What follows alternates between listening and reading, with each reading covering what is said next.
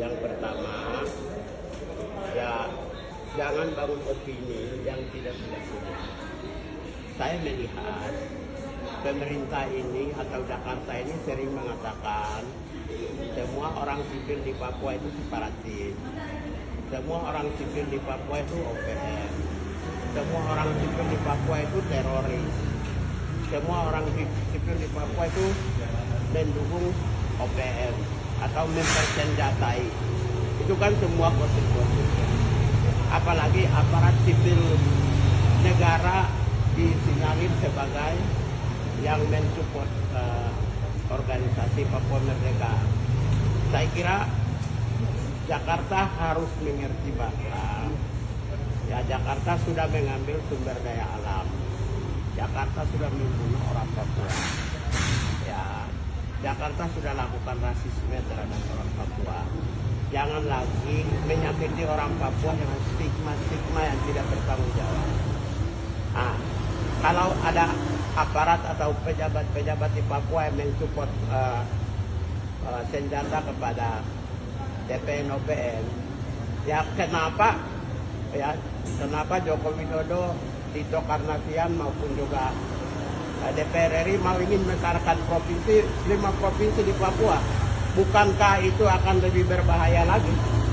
Hanya 1 provinsi saja Jakarta sudah merasa takut, sangat takut terhadap ASN yang ada di Papua. Jadi saya sudah dari dulu sudah sampaikan ke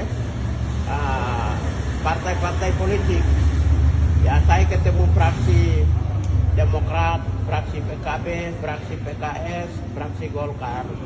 Jangan mekarkan Papua.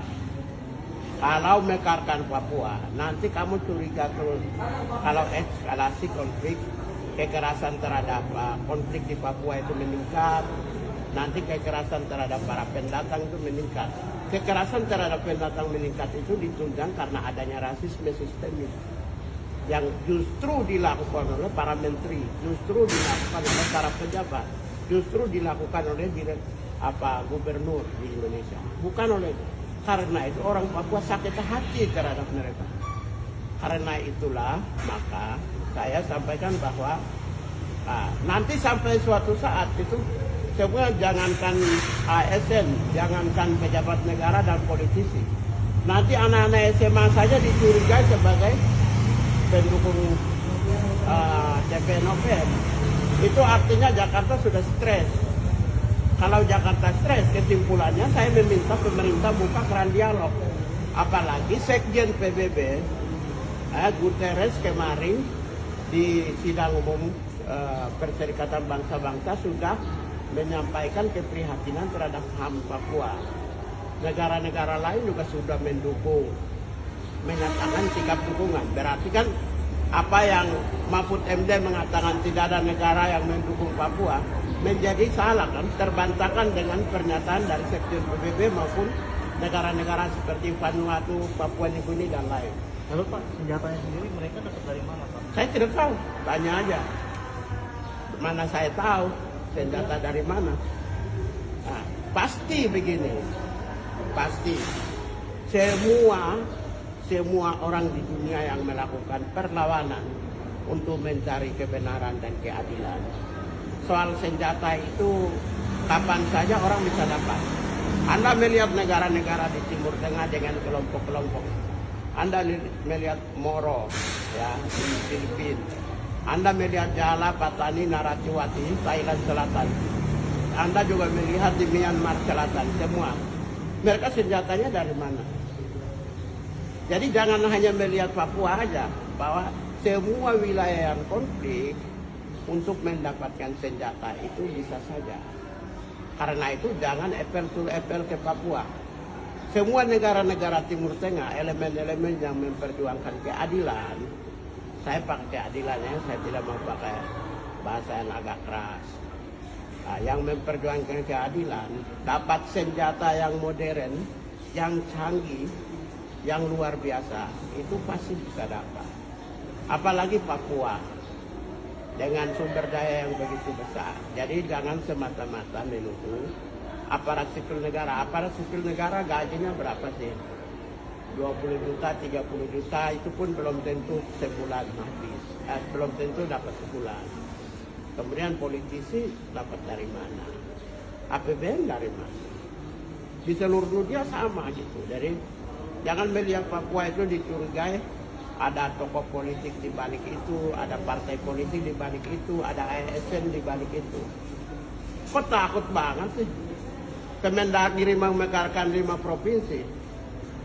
Nanti Kemendagri memekarkan 5 provinsi, nanti bilang 5 gubernur membiayai TPNOPM. Kemudian 5 sekda biayai TPNOPM. Sekian banyak pegawai ASN di 5 provinsi membiayai TPNOPM sehingga Papua jadi bumi hangus karena konflik perang antar Papua dengan tentara aparat dengan perang Papua dengan masyarakat kaum migran. Mungkin terakhir Pak, sebetulnya ada yang ketolongan nggak sih Pak kalau memang kasih ataupun harapannya apa sih Pak? Takutnya Harapannya cuma satu, dialog. Pemerintah pusat jangan tutup keran dialog. Karena kalau tidak dialog, saya khawatirkan orang-orang sipil yang biasa, seperti kemarin rumah sakit ya Mantri, ya kita tidak tahu siapa pelakunya di Mantri itu. Tapi kalau warga-warga sipil yang mengadu nasib di Papua itu kasihan. Jadi mau tidak mau Papua itu dialog. Indonesia tidak bisa menutup diri. Jakarta ini kan menutup diri terus. Wong presiden mau ke Papua aja dia takut kok sekarang.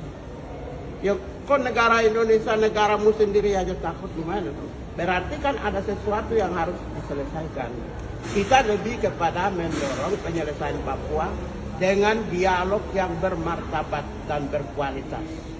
Jadi tidak ada jalan lain, hanya satu-satunya adalah dialog dengan kelompok kepentingan di Papua. Berarti kalau polemik menurut kalau ASN itu tidak menurut Pak Gaya tidak benar. Itu kan tuduhan sesat karena Jakarta sudah stres. Jakarta sudah stres. Dulu bilang itu gubernur biayai, dulu bilang ketua DPR biayai senjata, kemudian turun ke partai politik biayai senjata. Kemudian sekarang ASN biayai senjata. Jangan-jangan besok itu ada tuduhan lagi ibu rumah tangga biayai senjata. Nggak bisa, karena stres. Kalau stres, satu-satunya penyelesaian stres itu adalah dengan cara dialog yang bermartabat dan damai. Oke.